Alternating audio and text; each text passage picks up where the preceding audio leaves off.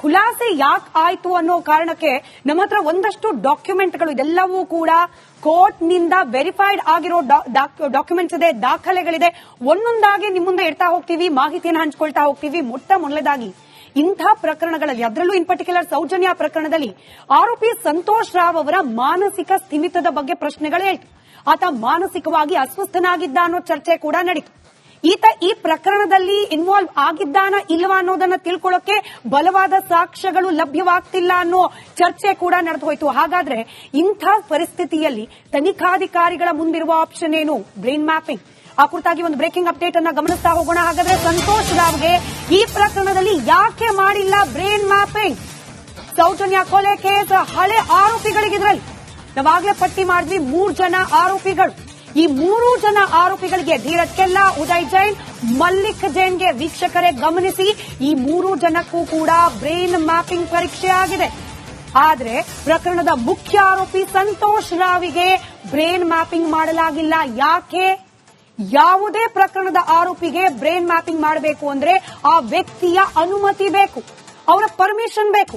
ಅವರ ಪರ್ಮಿಷನ್ ಸಿಗದೆ ಹೋದ್ರೆ ಬ್ರೈನ್ ಮ್ಯಾಪಿಂಗ್ಗೆ ನಾನು ಒಳಗಾಗೋದಿಲ್ಲ ಅಂತ ಅವ್ರು ಹೇಳಿದ್ರೆ ಮಾಡೋ ಹಾಗಿಲ್ಲ ಬಲವಂತವಾಗಿ. ಸಂತೋಷ್ ರಾವ್ ಈ ಪ್ರಕರಣದಲ್ಲಿ ಬ್ರೈನ್ ಮ್ಯಾಪಿಂಗ್ಗೆ ಒಳಗಾಗ್ಲಿಕ್ಕೆ ನಿರಾಕರಿಸ್ತಾನೆ. ಹಾಗಾಗೇನೆ ಈ ಪ್ರಕರಣದಲ್ಲಿ ಆತನಿಗೆ ಬ್ರೈನ್ ಮ್ಯಾಪಿಂಗ್ ಮಾಡಲಾಗಿಲ್ಲ. ಒಂದು ಪಾಯಿಂಟ್ ಇಲ್ಲಿ ಸೇರಿಸೋದಕ್ಕೆ ಇಷ್ಟಪಡ್ತೀನಿ ಸ್ಮಿತಾ, ಬಹಳ ಮುಖ್ಯವಾಗಿ ವೀಕ್ಷಕರೇ. ಬ್ರೈನ್ ಮ್ಯಾಪಿಂಗ್ ಅಂದ್ರೆ ನೀವು ನಾರ್ಕೋಟಿಕ್ ಒಂದು ರೀತಿಯಲ್ಲಿ ನಿಮ್ಮನ್ನ ಅರೆ ಪ್ರಜ್ಞಾವಸ್ಥೆಯಲ್ಲಿ ಮಾಡಿ ನಿಮ್ಮನ್ನ ಏನು ತನಿಖೆಗೆ ಒಳಪಡಿಸುವಂತದ್ದು. ಇದು ಕರ್ನಾಟಕದಲ್ಲಿ ಬಹಳ ಪ್ರಚಲಿತವಾಗಿದ್ದು ಯಾವಾಗ ಅಂತಂದ್ರೆ ಚಾಪಾಕಾಗದ ಹಗರಣದಲ್ಲಿ ಕರೀಂಲಾಲಾ ತೆಲಗಿಯನ್ನ ಈ ರೀತಿ ಮಾಡಲಾಗಿತ್ತು ಅಂತೇಳಿ. ಈಗಲೂ ಕೂಡ ರಾಜಕಾರಣಿಗಳು ಹೇಳ್ತಾ ಇರ್ತಾರೆ ನನ್ನನ್ನ ಬ್ರೈನ್ ಮ್ಯಾಪಿಂಗ್ ಮಾಡಿ. ಇಲ್ಲಿ ಉದಯ್ ಜೈನ್, ಮಲ್ಲಿಕ್ ಜೈನ್, ಧೀರಜ್ ಖಿಲ್ಲಾ ಇವರನ್ನ ಕೋರ್ಟ್ ಹೇಳಲಿಲ್ಲ, ಅವರಾಗೆ ಹೋಗಿ ಬ್ರೈನ್ ಮ್ಯಾಪಿಂಗ್ ಮಾಡಿ ಅಂತೇಳಿ ಕೋರ್ಟ್ ಹೇಳಿಲ್ಲ. ಸಿಐಡಿ ಚಾರ್ಜ್ ಶೀಟ್ ಸಲ್ಲಿಸುವಾಗ ಮೊದಲಿದ್ದಂತ ನಿಶ್ಚಲ್ ಜೈನ್ ಇದಾರಲ್ಲ, ಯಾರು ಹರ್ಷೇಂದ್ರ ಕುಮಾರ್ ಅವರ ಮಗ ನಿಶ್ಚಲ್ ಜೈನ್, ಅವರ ಮೇಲೆ ಕೂಡ ಆರೋಪ ಬಂದಿರುತ್ತೆ. ಆಗ ತನಿಖೆ ಮಾಡುತ್ತೆ ಅವರನ್ನು ಕೂಡ. ಅದನ್ನ ಹೇಳ್ತೀನಿ, ಪಾಸ್ಪೋರ್ಟ್, ಆಮೇಲೆ ಅಮೆರಿಕಾದಲ್ಲಿ ಅವರು ಏನಂತಾರೆ ಅದಕ್ಕೆ ವ್ಯವಹಾರ ಮಾಡಿದ್ದು, ಡೆಬಿಟ್ ಕಾರ್ಡ್ ಅಲ್ಲಿ ಮತ್ತೊಂದರಲ್ಲಿ ವ್ಯವಹಾರ ಮಾಡಿದ್ದು, ಇದೆಲ್ಲವನ್ನ ನೋಡಿದ ನಂತರ ಅವರನ್ನ ಇಲ್ಲ ನೀವು ಇದರಲಿಲ್ಲ ಹೊರಗಿಡಲಾಗುತ್ತೆ. ಆದ್ರೆ ಉದಯ್, ಮಲ್ಲಿಕ್ ಮತ್ತು ಧೀರಜ್ ಖಿಲ್ಲಾ ಇವರನ್ನ ತನಿಖೆಗೆ ಒಳಪಡಿಸುತ್ತೆ. ತನಿಖೆಗೆ ಒಳಪಡಿಸಿದ ನಂತರ ಅವರನ್ನ ಅಲ್ಲ ಅವರನ್ನು ಬಿಟ್ಬಿಡ್ತಾರೆ. ಆದ್ರೆ ಉದಯ್, ಮಲ್ಲಿಕ್ ಮತ್ತು ಧೀರಜ್ ತಮಗಾಗ್ತಾ ಇಲ್ಲ, ತಲೆ ಎತ್ತಿ ತಿರುಗಲಿಕ್ಕೆ ಆಗ್ತಾ ಇಲ್ಲ, ದಯವಿಟ್ಟು ನಮ್ಮನ್ನ ಬ್ರೈನ್ ಮ್ಯಾಪಿಂಗ್ ಮಾಡಿ ಅಂತೇಳಿ ಮನವಿ ಮಾಡಿದ ಕಾರಣಕ್ಕಾಗಿ ಕೋರ್ಟ್ ಅವರಿಗೆ ಮಡಿವಾಳದಲ್ಲಿ ಅವಕಾಶ ಮಾಡಿಕೊಡ್ತಾರೆ. ಎಕ್ಸಾಕ್ಟ್ಲಿ ಇದನ್ನೇ ನಾವು ಪ್ರಶ್ನೆ ಮಾಡ್ತಿದ್ದೀವಿ ವೀಕ್ಷಕರೇ. ಮತ್ತೊಮ್ಮೆ ಹೇಳ್ತಿದ್ದೀನಿ, ನಾವಿಲ್ಲಿ ಸರಿ ತಪ್ಪಿನ ತರ್ಕ ಮಾಡ್ತಿಲ್ಲ. ಏನಾಗಿದೆ ವಾಸ್ತವವನ್ನ ನಿಮ್ಮ ಮುಂದೆ ಇಡ್ತಾ ಇದೀವಿ. ಏನಾಗಿದೆ ಹಾಗಾದ್ರೆ ಈ ಬ್ರೈನ್ ಮ್ಯಾಪಿಂಗ್ ವಿಚಾರದಲ್ಲಿ ಸಿಬಿಐನಿಂದ 3 ಆರೋಪಿಗಳ ಬ್ರೈನ್ ಮ್ಯಾಪಿಂಗ್ ಮಾಡಲಾಗಿದೆ. ಜೆಪಿ ಅವರು ಹೇಳ್ತಾ ಇದ್ದ ಹಾಗೆ ಅವರಾಗೆ ಹೋಗಿದ್ದಾರೆ, ಮಾಡಿ ನಮ್ಮನ್ನು ತನಿಖೆಗೆ ಒಳಪಡಿಸಿ, ನಾವು ರೆಡಿ ಇದ್ದೀವಿ ಅಂತ ಹೇಳಿ. ಆದ್ರೆ ಸಂತೋಷ್ ರಾವ್ ಬ್ರೈನ್ ಮ್ಯಾಪಿಂಗ್ ಒಪ್ಪಿಗೆ ನೀಡೋದಿಲ್ಲ. ಇಲ್ಲ, ನಾನು ಈ ಪರೀಕ್ಷೆಗೆ ಒಳಪಡಲಿಕ್ಕೆ ಸಿದ್ಧಲ್ಲಿ, ನನ್ನ ಹತ್ರ ಡಾಕ್ಯುಮೆಂಟ್ ಇದೆ, ನನ್ನ ಮೇಲೆ ತೋರಿಸ್ತೀನಿ. ಕೋರ್ಟ್ಗೆ ಆತ ಕೈ ಬರಹದಲ್ಲಿ ನೀಡಿರುವ ಡಾಕ್ಯುಮೆಂಟ್ ಇದೆ, ತೋರಿಸ್ತೀನಿ ಅದನ್ನ. ನಾನು ಈ ಪರೀಕ್ಷೆಗೆ ಒಳಪಡೋದಿಲ್ಲ ಅಂತ ಹೇಳಿದ್ರಿಂದಾಗಿಯೇ ಆರೋಪಿಯ ಒಪ್ಪಿಗೆ ಇಲ್ಲದ ಕಾರಣ ಬ್ರೈನ್ ಮ್ಯಾಪಿಂಗ್ ನಡೆದಿಲ್ಲ. ಈ ದಿನದವರೆಗೂ ಕೂಡ ಸಂತೋಷ್ ರಾವ್ ಬ್ರೈನ್ ಮ್ಯಾಪಿಂಗ್ ನಡೆದಿಲ್ಲ ಅನ್ನೋದು ಇಲ್ಲಿ ಗಮನಾರ್ಹ ಸಂಗತಿ. ಸಂತೋಷ್ ರಾವ್ ಅಮಾಯಕನೇ ಆಗಿದ್ದಿದ್ರೆ, ಪ್ರಶ್ನೆ ನಿಮ್ಮ ಮುಂದೆ ಇಡ್ತಾ ಇದ್ದೀನಿ, ಈ ಬ್ರೈನ್ ಮ್ಯಾಪಿಂಗ್ ಬಗ್ಗೆ ಭಯ ಯಾಕೆ ಆಯ್ತು? ಆತನ ಮಾನಸಿಕ ಸ್ಥಿತಿ ಸರಿಯಾಗಿರ್ಲಿಲ್ಲ, ಆತನ ವಕೀಲರು ಸಜೆಸ್ಟ್ ಮಾಡಬಹುದಿತ್ತಲ್ಲ ಬ್ರೈನ್ ಮ್ಯಾಪಿಂಗ್ಗೆ ಒಳಪಟ್ಟು ಬಿಡು ಅಂತ ಹೇಳಿ. ಯಾಕೆ ಸಜೆಸ್ಟ್ ಮಾಡಲಿಲ್ಲ? ಪ್ರಶ್ನೆ ಇದು. ಯಾಕೆ ಸಂತೋಷ್ ರಾವ್ ಈ ಒಂದು ಬ್ರೈನ್ ಮ್ಯಾಪಿಂಗ್ ಅನ್ನ ನಿರಾಕರಿಸಿದ್ರು? ಆರೋಪಿ ಸಂತೋಷ್ ಬ್ರೈನ್ ಮ್ಯಾಪಿಂಗ್ ಅನ್ನ ನಿರಾಕರಿಸಿದ್ದು ಯಾಕೆ ಅನ್ನೋದೇ ಸತ್ಯಕ್ಕಿರುವ ಅತಿ ದೊಡ್ಡ ಪ್ರಶ್ನೆ. ಒಪ್ಪಿಟ್ಟಿದ್ರೆ ಸತ್ಯ ಆಚೆ ಬರ್ತಾ ಇತ್ತಾ? ಅವ್ರು ತಪ್ಪು ಮಾಡಿಲ್ಲ ಅಂದ್ರೆ ತಪ್ಪು ಮಾಡಿಲ್ಲ ಅಂತ, ತಪ್ಪು ಮಾಡಿದ್ದಾರೆ ಅನ್ನೋದಾದ್ರೆ ತಪ್ಪು ಮಾಡಿದ್ದಾರೆ ಅಂತ ಹೇಳಿ ನನ್ನ ಹತ್ರ ಡಾಕ್ಯುಮೆಂಟ್ ಇದೆ, ನೋಡ್ತಾ ಇದ್ದೀರಿ. ಇದು ಸೆಂಟ್ರಲ್ ಬ್ಯೂರೋ ಆಫ್ ಇನ್ವೆಸ್ಟಿಗೇಷನ್ ಸಿಬಿಐಗೆ ಸಂತೋಷ್ ರಾವ್ ಅವರಿಂದ ಬರೆಯಲಾದ ಪತ್ರ. ಈ ಪತ್ರದಲ್ಲಿ ಬಹಳ ಸ್ಪಷ್ಟವಾಗಿ ಹೇಳ್ತಾರೆ, ನನಗೆ ತಿಳಿಸಲ್ಪಟ್ಟಿರುವ ಯಾವುದೇ ಟೆಸ್ಟ್ಗೆ ನಾನು ಯಾವುದೇ ರೀತಿಯಲ್ಲೂ ಸಂಪೂರ್ಣವಾಗಿ ಒಪ್ಪಿಗೆ ಇರೋದಿಲ್ಲ. ಯಾವ ರೀತಿಯ ಟೆಸ್ಟ್ಗೂ ನನ್ನ ಒಪ್ಪಿಗೆ ಇರೋದಿಲ್ಲ.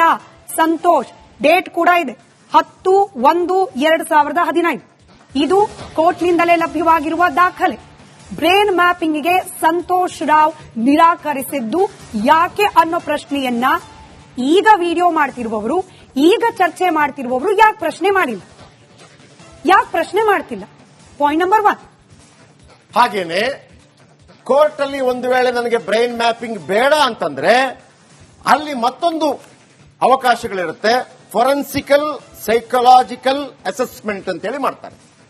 ಈಗ ಅವನು ಬೇಡ, ನನಗೆ ಬೇಡ, ನಾನು ಮಾಡೋದೇ ಇಲ್ಲ ಅಂತ ಹೇಳುವಾಗ ಇಲ್ಲಿ ಪ್ರಶ್ನೆ ಉದ್ಭವ ಆಗೋದು, ಈಗ 3 ಜನ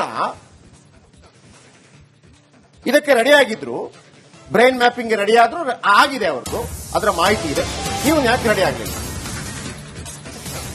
ರೈಟ್. ಸೌಜನ್ಯ ಕೊಲೆ ಕೇಸ್ನಲ್ಲಿ ಸಾಕಷ್ಟು ಅನುಮಾನಗಳು ಯಾಕೆ ಮೂಡತ್ತೆ ಅಂತಂದ್ರೆ, ವೀಕ್ಷಕರೇ ಬಹಳ ಕ್ಲಿಯರ್ ಆಗಿ ಹೇಳ್ಬಿಡ್ತೀನಿ. ಈ ಫಾರೆನ್ಸಿಕ್ ಸಿಬಿಐ ಫಾರೆನ್ಸಿಕ್ ರಿಪೋರ್ಟ್ ಏನ್ ಹೇಳುತ್ತೆ ಅಂತಂದ್ರೆ, ಸೈಕಲಾಜಿಕಲ್ ವರದಿ, ಇದರಲ್ಲಿ ಬ್ರೈನ್ ಮ್ಯಾಪಿಂಗ್ ಅಂತೂ ಸಂತೋಷ ಒಪ್ಕೊಳ್ಳಿಲ್ಲ.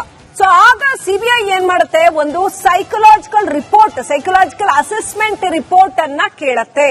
ಆ ಸೈಕಲಾಜಿಕಲ್ ಅಸೆಸ್ಮೆಂಟ್ ರಿಪೋರ್ಟ್ ನಲ್ಲಿ ಸಂತೋಷ್ ರಾವ್ ಬಗ್ಗೆ ಎಕ್ಸ್ಕ್ಲೂಸಿವ್ ಮಾಹಿತಿ ಕೊಡ್ತಾರೆ. ಸೈಕಲಾಜಿಕಲ್ ರಿಪೋರ್ಟ್ ಏನಿತ್ತು ಹಾಗಾದ್ರೆ? ಹಲವರು ಹೇಳೋ ಹಾಗೆ ಸಂತೋಷ್ ರಾವ್ ನಿಜಕ್ಕೂ ಆತ ಮಾನಸಿಕ ಅಸ್ವಸ್ಥನ, ನಿಜಕ್ಕೂ ಆತನಿಗೆ ಬೇರೆ ಏನಾದ್ರೂ ಸಮಸ್ಯೆಗಳಿತ್ತ, ಏನಿದೆ ಹಾಗಾದ್ರೆ ಸ್ಫೋಟಕ ಅಂಶ ಸಂತೋಷ್ ರಾವ್ ಬಗ್ಗೆ ಮಾಹಿತಿ ರಿಪಬ್ಲಿಕ್ ಕನ್ನಡದಲ್ಲಿ? ಸೊ ಏನಾಯ್ತು?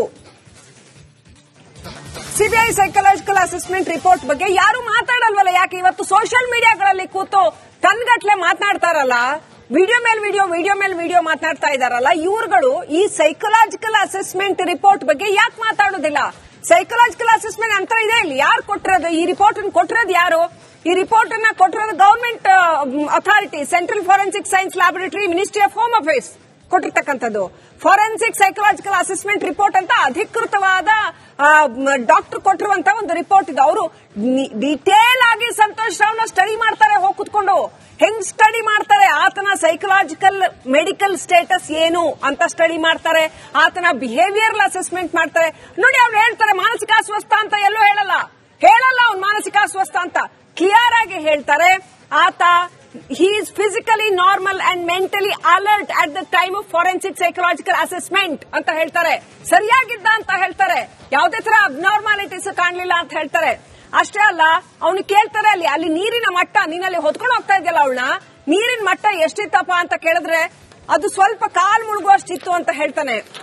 ಅದೇ ರೀತಿ ಅಲ್ಲಿ ನೀನು ಹೊತ್ಕೊಂಡೋಗಿದ್ದು ಹೌದಾ ಅಥವಾ ಸೆಕ್ಯೂರಿಟಿ ನೋಡ್ಲಿಲ್ವಾ ಅಂತ ಕೇಳಿದಾಗ ಆತ ಹೇಳ್ತಾನೆ, ಅಲ್ಲಿ ಕರ್ವ್ ಶಾರ್ಪ್ ಇತ್ತು, ಯಾರು ನೋಡಕ್ ಆಗ್ತಿರ್ಲಿಲ್ಲ, ಶಾರ್ಪ್ ಕರ್ವ್ ಇತ್ತು, ನಾನು ಅವಳು ಹೊತ್ಕೊಂಡೋದೆ, ಬಂದು ನೋಡಿದ್ರು ನೋಡಕ್ ಆಗ್ತಿರ್ಲಿಲ್ಲ ಅಂತ ಜಾಗ ಅಂತ ಹೇಳ್ತಾನೆ. ಎಂಡ್ ರಿಸಲ್ಟ್ ಒಂದೇ ಒಂದು ಲೈನ್ ಇದೆ, ಮೋಸ್ಟ್ ಇಂಪಾರ್ಟೆಂಟ್ ಈ ರಿಪೋರ್ಟ್ ಅಲ್ಲಿ. ಮೋಸ್ಟ್ ಇಂಪಾರ್ಟೆಂಟ್ ಏನಪ್ಪಾ ಅಂದ್ರೆ, Santosh Rao appears to be deceptive in his statements and also appears to have involvement in the rape and murder of Soujanya. Very clearly psychological report ಹೇಳುತ್ತೆ ಆತನ involvement ಇರಬಹುದು ಅನ್ನೋಂಥದನ್ನ ಹೇಳುತ್ತೆ. ಸೊ ಇದು ಫಾರೆನ್ಸಿಕ್ ಸೈಕಲಾಜಿಕಲ್ ಅಸೆಸ್ಮೆಂಟ್ ರಿಪೋರ್ಟ್. ಇದ್ರ ಬಗ್ಗೆ ಯಾಕೆ ಮಾತಾಡಲ್ಲ? ಇದ್ರ ಬಗ್ಗೆ ಸೋಷಿಯಲ್ ಮೀಡಿಯಾದಲ್ಲಿ ವೈರಲ್ ಮಾಡೋರು ಯಾಕೆ ಮಾತಾಡಲ್ಲ? ಸಂತೋಷ್ ರಾವ್ ಏನು ಅಂತ ಯಾಕೆ ಮಾತಾಡಲ್ಲ? ಮತ್ತೊಂದು ಮೇಜರ್ ಡಾಕ್ಯುಮೆಂಟ್, ಸಂತೋಷ್ ರಾವ್ ವೈದ್ಯಕೀಯ ವರದಿ. ಸಂತೋಷ್ ರಾವ್ ಮೇಲೆ ಆರೋಪ ಬಂದಾಗ ಆತನ ಆರೋಗ್ಯವನ್ನು ತಪಾಸಣೆ ಮಾಡ್ತಾರೆ. ಆತನ ಮೈ ಮೇಲೆ ಎಲ್ಲೆಲ್ಲಿ ಗಾಯ ಆಗಿತ್ತು ಅಥವಾ ಆತ ಏನಾದ್ರೂ ಭಾಗಿ ಆಗಿದ್ದ ಅನ್ನೋದಾದ್ರೆ ಅದಕ್ಕೆ ಪೂರಕವಾದಂತ ಕೆಲ ಸಾಕ್ಷಿಗಳು, ಅದು ಮೆಡಿಕಲ್ ರಿಪೋರ್ಟ್ ಇದೆಯಲ್ಲ, ಆ ವೈದ್ಯಕೀಯ ಪರೀಕ್ಷೆ ನೋಡಿ. ಸಂತೋಷ್ ರಾವ್ಗೆ ವೈದ್ಯಕೀಯ ಪರೀಕ್ಷೆಯನ್ನು ಮಾಡ್ತಾರೆ. ಮೆಡಿಕಲ್ ರಿಪೋರ್ಟ್ ನಲ್ಲಿ ಮಹತ್ವದ ಅಂಶ ಪತ್ತೆಯಾಗುತ್ತೆ. ಸಂತೋಷ್ ರಾವ್ ಮೈ ಮೇಲೆ ಗಾಯದ ಗುರುತುಗಳಿರೋದು ಪತ್ತೆಯಾಗುತ್ತೆ. ಫೊರೆನ್ಸಿಕ್ ಮೆಡಿಸಿನ್ ವಿಭಾಗದಿಂದ ಇಂಥದ್ದೊಂದು ವರದಿ ಬರುತ್ತೆ. ಸಂತೋಷ್ ಮೈ ಮೇಲಿನ ಗಾಯದ ಬಗ್ಗೆ ಫೊರೆನ್ಸಿಕ್ ವರದಿ ಬರುತ್ತೆ. ಎಸ್, ಸಂತೋಷ್ ರಾವ್ ಮೈ ಮೇಲೆ ಗಾಯದ ಗುರುತುಗಳಿತ್ತು. ಎಷ್ಟಿತ್ತು, ಎಲ್ಲಿತ್ತು ಅನ್ನೋದನ್ನ ನಾವು ವಿತ್ ಡಾಕ್ಯುಮೆಂಟ್ ನಿಮ್ ಮುಂದೆ ಎಕ್ಸ್ಪೋಸ್ ಮಾಡ್ತಾ ಇದೀವಿ. ರಿಪಬ್ಲಿಕ್ ಕನ್ನಡದಲ್ಲಿ ಫೊರೆನ್ಸಿಕ್ ವರದಿಯ ಎಕ್ಸ್ಕ್ಲೂಸಿವ್ ದಾಖಲೆಯನ್ನ ನಾವು ನಿಮ್ ಮುಂದೆ ತೆರೆದಿಡ್ತಾ ಇದ್ದೀವಿ. ಸಂತೋಷ್ ರಾವ್ ಆತನ ದೇಹದ ಮೇಲೆ ಎಲ್ಲೆಲ್ಲಿ ಗಾಯದ ಗುರುತುಗಳಿತ್ತು ಅನ್ನೋದನ್ನ ನಾವು ನಿಮ್ ಮುಂದೆ ತೆರೆದಿಡ್ತಾ ಇದ್ದೀವಿ. ಬಹಳ ಪ್ರಮುಖವಾಗಿ ಇದು ಯಾಕೆ ಮುಖ್ಯ ಆಗುತ್ತೆ ಅಂತ ಹೇಳಿದ್ರೆ, ಸಂತೋಷ್ ರಾವ್ ಸೌಜನ್ಯ ರೇಪ್ ಮಾಡಿದ್ದಾನೆ ಅನ್ನುವ ಆರೋಪ ಏನಿದೆಯಲ್ಲ, ಇಲ್ಲಿ ಸಂತೋಷ್ ರಾವ್ ರೇಪ್ ಮಾಡಿದ್ದಾನೆ ಅನ್ನೋದಾದ್ರೆ ಆತನ ವೈದ್ಯಕೀಯ ತಪಾಸಣೆ ಮಾಡಿದಾಗ ಫರೆನ್ಸಿಕ್ ರಿಪೋರ್ಟ್ ಬಂತಲ್ಲ, ಆಗ ಆತನ ದೇಹವನ್ನ ಪರಿಶೀಲನೆ ಮಾಡಿದಾಗ ಅಥವಾ ಆತನ ದೇಹವನ್ನ ಬಾಡಿ ಚೆಕ್ ಮಾಡಿದಾಗ ಆತನ ದೇಹದ ಮೇಲೂ ಕೂಡ ಗಾಯದ ಗುರುತುಗಳಿತ್ತು. ಅದು ಕೂಡ ಯಾವಾಗ ಸೌಜನ್ಯ ಮೇಲೆ ರೇಪ್ ಆಯ್ತು ಆ ಸಮಯದಲ್ಲಿ ಇದ್ದಂತ ಹಸಿ ಗಾಯದ ಬಗ್ಗೆಯೂ ಕೂಡ ಫರೆನ್ಸಿಕ್ ರಿಪೋರ್ಟ್ ಕೊಡುತ್ತೆ. ಅದರಲ್ಲಿ ಬಹಳ ಪ್ರಮುಖವಾಗಿ ನೋಡಿ ಎಲ್ಲೆಲ್ಲಿ ಗಾಯ ಇತ್ತು ಅನ್ನೋದ್ರ ಬಗ್ಗೆಯೂ ಕೂಡ ಬಹಳ ಸೂಕ್ಷ್ಮವಾಗಿ ವರದಿಯನ್ನ ಕೊಡ್ತಾರೆ. ಇದು ಕೂಡ ವಿತ್ ಡಾಕ್ಯುಮೆಂಟ್ ನಾವು ನಿಮ್ಮ ಮುಂದೆ ತೆರೆದಿಡ್ತಾ ಇದೀವಿ. ಸಂತೋಷ್ ರಾವ್ ದೇಹದ ಮೇಲೆ ಇದ್ದಂತ ಗಾಯದ ಬಗ್ಗೆ ನಾವು ನಿಮ್ಮ ಮುಂದೆ ತೆರೆದಿಡ್ತಾ ಇದೀವಿ. ಸುಮಾರು 45 ಗಾಯ ಸಂತೋಷ್ ರಾವ್ ದೇಹದ ಮೇಲಿತ್ತು. ಆದ್ರೆ 17 ಗಾಯ ಆತ ರೇಪ್ ಮಾಡಿದ್ದಾನೆ ಅನ್ನುವಂತ ಪೂರಕವಾದಂತ ಸಾಕ್ಷಿ ಅನ್ನೋ ಹಾಗೆ ಹಸಿ ಗಾಯ ಅನ್ನೋ ರೀತಿಯಲ್ಲಿತ್ತು. ಸಂತೋಷ್ ಗಾಯದ ರಿಪೋರ್ಟ್ ಬಗ್ಗೆ ಯಾಕೆ ಮಾತಾಡ್ತಾ ಇಲ್ಲ? ಹಾಗಾದ್ರೆ ಸಂತೋಷ್ ಮೈ ಮೇಲಿನ ಗಾಯದ ಬಗ್ಗೆ ಫರೆನ್ಸಿಕ್ ವರದಿ ಕೊಟ್ಟಿದೆ. ಎಸ್, ಹೌದು, ಸಂತೋಷ್ ರಾವ್ ದೇಹದ ಮೇಲೆ ಗಾಯಗಳಿತ್ತು, ಗಾಯದ ಗುರುತುಗಳಿತ್ತು, ಇಂಜುರಿ ಆಗಿತ್ತು ಅನ್ನೋದು ಮೆಡಿಸಿನ್ ವಿಭಾಗದಿಂದ ಆರೋಪ ನೋಡಿ. ಮೆಡಿಸಿನ್ ವಿಭಾಗದಿಂದ ವರದಿ ಬಂದಿದೆ ಇಂಥದ್ದೊಂದು ಆರೋಪದ ಬಗ್ಗೆ. ಕೆಎಸ್ ಹೆಗ್ಡೆ ಮೆಡಿಕಲ್ ಅಕಾಡೆಮಿಯ ಫರೆನ್ಸಿಕ್ ರಿಪೋರ್ಟ್ ಇದು. ಕೆಎಸ್ ಹೆಗ್ಡೆ ಮೆಡಿಕಲ್ ಅಕಾಡೆಮಿಯ ಫರೆನ್ಸಿಕ್ ರಿಪೋರ್ಟ್ ಇದು. ಸಂತೋಷ್ ಖಾಸಗಿ ಅಂಗದಲ್ಲಿ ಗಾಯಗಳಾಗಿರುವ ಬಗ್ಗೆ ಉಲ್ಲೇಖ ಆಗಿತ್ತು. ಸಂತೋಷ್ ರಾವ್ ಗುಪ್ತಾಂಗ, ಆತನ ಮರ್ಮಾಂಗದಲ್ಲಿ ಗಾಯ ಆಗಿತ್ತು ಅನ್ನೋದ್ರ ಬಗ್ಗೆ ಈ ರಿಪೋರ್ಟ್ ನಲ್ಲಿ ವರದಿ ಇತ್ತು, ಉಲ್ಲೇಖ ಇತ್ತು. ಸಂತೋಷ್ ಖಾಸಗಿ ಅಂಗದಲ್ಲಿ ಗಾಯಗಳಾಗಿರುವ ಬಗ್ಗೆ ಈ ರಿಪೋರ್ಟ್ ಹೇಳುತ್ತೆ. ಯಾಕೆ ಇದ್ರ ಬಗ್ಗೆ ಪ್ರಶ್ನೆ ಮಾಡ್ತಾ ಇಲ್ಲ? ಸಂತೋಷ್ ರಾವ್ ದೇಹದ ಮೇಲೆ ಇದ್ದಂತ ಗಾಯ 17 ಗಾಯ, ಅದು ಈ ರೇಪ್ ಆದಂತ ಸಮಯ, ಆ ಟೈಮ್ ಡ್ಯೂರೇಷನ್ ಅನ್ನ ನೋಡ್ತಾ ಇದ್ರೆ ಇದು ರೀಸೆಂಟ್ ಗಾಯ ಅನ್ನೋದ್ರ ಬಗ್ಗೆ ಫರೆನ್ಸಿಕ್ ರಿಪೋರ್ಟ್ ನಲ್ಲಿ ವರದಿಯನ್ನ ಕೊಡ್ತಾರೆ. ಆ ಗಾಯದ ರಿಪೋರ್ಟ್ ಅನ್ನ ಮುಚ್ಚಿಡುತ್ತಿರೋದು ಯಾಕೆ? ಏನ್ ಮಾಡೋದಕ್ಕೆ ಹೊರಟಿದೀರಿ? ಹಾಗಾದ್ರೆ ಸಂತೋಷ್ ರಾವ್ ಅನ್ನೋ ಆರೋಪ ಏನಿದೆಯಲ್ಲ, ಆತ ರೇಪ್ ಮರ್ಡರ್ ಮಾಡಿದ್ದಾನೆ ಅನ್ನೋ ವಿಚಾರ ಇದೆಯಲ್ಲ, ಅದಕ್ಕೆ ಪೂರಕವಾದಂತ ಸಾಕ್ಷಿಗಳು ಮತ್ತೊಂದ್ರ ಬಗ್ಗೆ ನಾವು ಮಾತಾಡ್ತಾ ಇದ್ವಲ್ಲ. ಈಗ ಆತನ ದೇಹದ ಮೇಲಿದ್ದಂತ ಗಾಯಗಳ ಬಗ್ಗೆ ಫರೆನ್ಸಿಕ್ ರಿಪೋರ್ಟ್ ನಲ್ಲಿ ಇಷ್ಟು ಗಾಯ ಇತ್ತು, ಅದು ಯಾವಾಗ ಆಗಿತ್ತು ಅನ್ನೋದ್ರ ಬಗ್ಗೆಯೂ ಕೂಡ ವರದಿಯನ್ನ ಕೊಡುತ್ತೆ ಈ ರಿಪೋರ್ಟ್.